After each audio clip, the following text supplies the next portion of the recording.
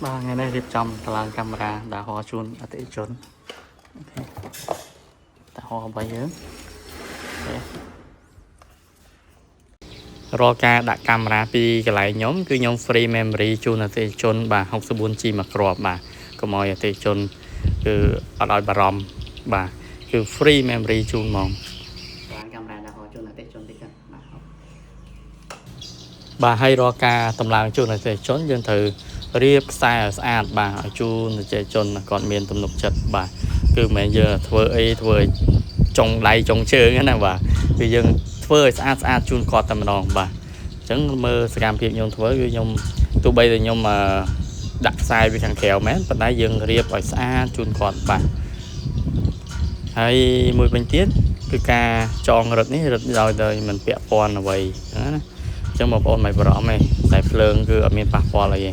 ចឹងយើងរត់ឲ្យស្អាតបែបរបស់យើងគឺអត់មានបញ្ហាឆ្លងភ្លើងឆ្លងអីទេបាទគឺធានាជូនបាទបងប្អូនបាទធានាជូនរៀបចំឲ្យបងប្អូនមកស្អាតបាទ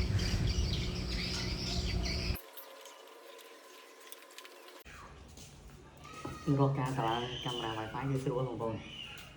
តាមផ្ទះអីក៏អាចតឡាខ្លួនឯងបានដែរអត់ពិបាកបងប្អូនវារកជាការដែរបន្តមកនៅពេលដែលខ្ញុំរៀបចំកាមេរ៉ាតឡើងជូនឲ្យគាត់រួចហើយខ្ញុំដល់ពេលតម្លើងនៅលើទូរស័ព្ទអតិថិជនម្ដងអញ្ចឹងខ្ញុំដល់ពេលតែតម្លើងហើយខ្ញុំរៀបរាប់ខ្ញុំប្រាប់ពីរបៀបប្រើប្រាស់ក៏ដូចជាបង្ហាញឲ្យជូនគាត់ឲ្យបានយល់បាទឥឡូវយើងចប់រួចរាល់ជាការស្រេចបាទអរគុណអតិថិជនដែលតែងតែគាំទ្រទៅលេខបាទអរគុណ